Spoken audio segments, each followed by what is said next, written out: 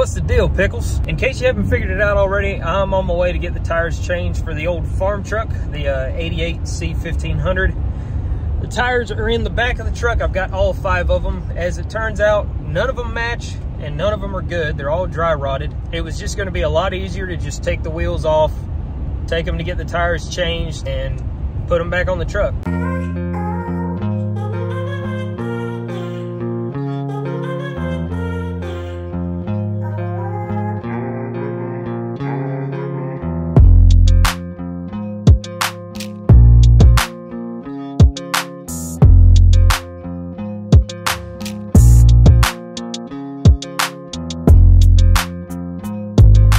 I've been still struggling with some fuel issues. It runs super rich, and I've been digging into different things that could possibly be wrong with it. I've changed a bunch of sensors on it, changed the idle air control valve, changed the map sensor. I've changed just about every sensor I can think of on it. Then I noticed one thing that I probably should have noticed from the start. It has a terrible water pump leak, and from what I've seen online, if it doesn't have any coolant in it, the coolant temp sensor thinks that the block is cold, or it faults to a cold setting and it dumps fuel trying to get the engine warmed up. So that's why it's running super rich. It could possibly be a thing, I'm not sure. Either way, we've got to replace the water pump on this truck. So that's what we're going to be doing today. That being said, let's get after it.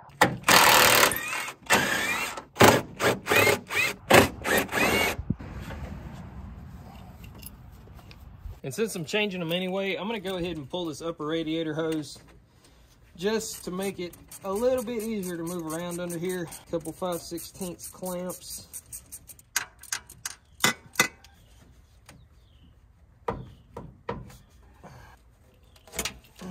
Good God. You can actually see, if I can get it to focus, you can actually see where it's been leaking right there. It starts up there at the neck. Not only is it leaking there, but it's also has a leak coming out of the weep hole at the bottom. So that tells me that the shaft seal inside is also leaking. So I'm gonna go ahead and pull this water pump and replace these hoses. Man, I hope it fixes my problem. I need to remove the serpentine belt as well as this fan, and we won't be too far from removing the water pump. So here we go.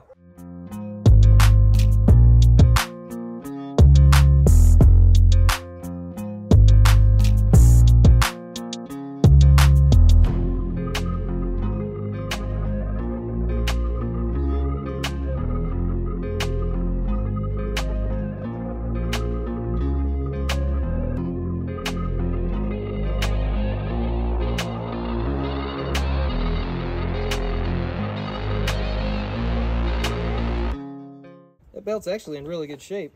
Cool. I'm gonna pull this lower radiator hose off, and then we can start getting these bolts out. Yeah, you can definitely see right in here where that pump's been leaking. And this lower hose might not have been leaking, it might have just been traveling down, but I mean, they look like they're in kind of rough shape anyway, so I'm gonna go ahead and change them. It's just something that won't come back to bite me later. I'm doing the best I can as far as the angles here, but you got 2 bolts on this side, 2 bolts on this side, the pump comes out. There's really nothing to these water pumps as far as getting them off of a small block Chevy or putting them back on. It's just getting to the damn things that's so hard.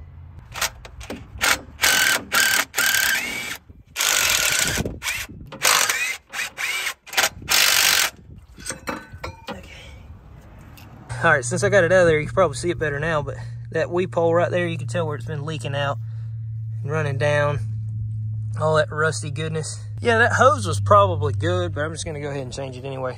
I highly recommend when you have your water pump out, make sure you look around here and there ain't no oil leaks or nothing like that. Cause yeah, these are super fun to do. Sarcasm. We'll get these old gaskets scraped off and start getting the new pump mounted. I've got a little bit of gasket sealer on the pump side, and then I slide the gaskets over it. I've got the bolts holding it in place just to make sure the gasket doesn't slide on me.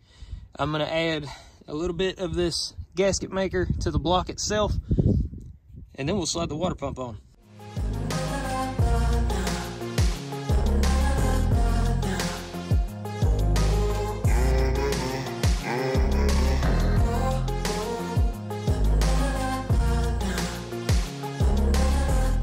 All right, so the new water pump is in. I got everything torqued down. But now I have to wait 24 hours before I fill this thing up with fluid. So tomorrow, put the radiator hoses back on, the serpentine belt, the pulley and everything. Fill the system up, and we'll see if this works. All right, so it's been 24 hours. I've let the sealant cure overnight. Now what I'm gonna do is throw the upper and lower radiator hoses back on, get the serpentine belt back on, get everything back together, and we'll fill this thing up with coolant. If that doesn't fix it, we'll just have to look somewhere else. So let's get to it.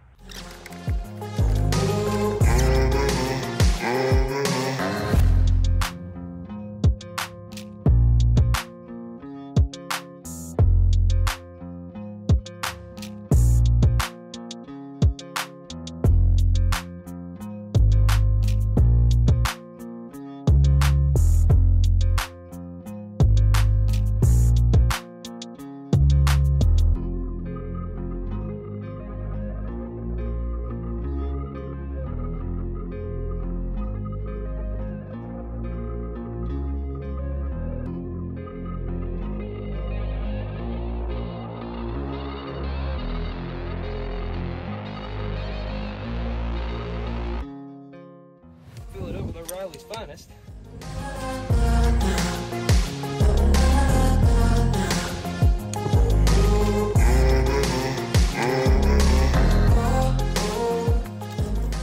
I'm just burping the system right now. The only thing I'm really doing is I fill it up, let it bubble down, and then I'll just squeeze the hoses.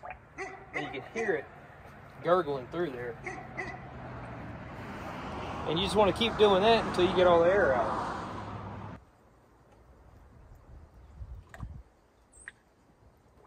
And then if I can get the truck running, I'll run it a little bit and check the level again. Well, looky here, looky here.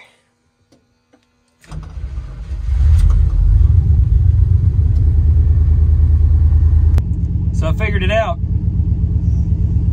And I feel like a real dumbass right now. But let's show you what I found. So when I bought this truck, the guy told me he had this throttle body rebuilt instead of replaced, because apparently these are kind of hard to find. He said he had also changed the map sensor as well as the engine coolant temp sensor. I have changed the idle air control valve.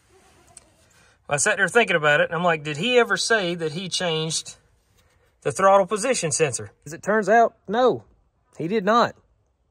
And neither did I until about 10 minutes ago. So that little boy right there has been 95% of my problem. This is just one of those things, one of those little things that'll kick your ass all weekend. And then when you finally figure it out, you're like, I'm stupid. So now that we got the truck actually running, it's time to do something about this exhaust. It's loud and it sounds good, but it's too loud. Where the exhaust comes out is right up under the cab, so it just echoes through there, and that's gonna get old pretty fast. So I ran to the parts house and got all the stuff to do a quick and dirty exhaust kit. It's nothing fancy, it's nothing crazy, and honestly there's not a lot to it. So up here, the collector I believe is 3 inches, and then I've got a reducer clamped on right there that comes down to 2.5. And here is all my exhaust is going to be. I may get some more extensions later. That's why all this is just going to be clamped together for now. But this is just an 18-inch 2.5 tailpipe extension that I'm going to use as a resonator. Muffler, another tailpipe extension, and then just a turn down pipe. That's actually an elbow, but they didn't have any turn downs in the size that I needed. So I'm going to slap this together real quick and we'll get it mounted on the truck and see if it sounds any better. I'm going to crank it up, let you hear it how it sounds right now, and then after the exhaust is put on.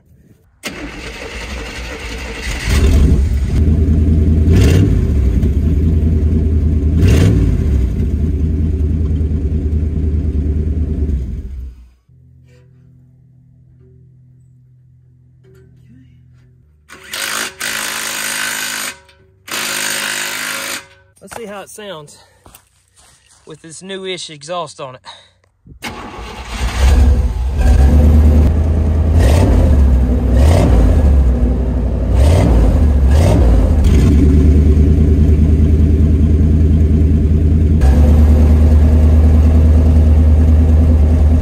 It still sounds sounds really good, and I can stand to be in the cab now, so there's that.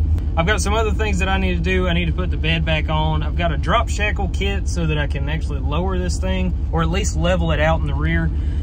You know how these trucks are always pitched a little bit, and that's always been something that bugs me. The truck runs like it's supposed to now. It's not leaking coolant all over the place.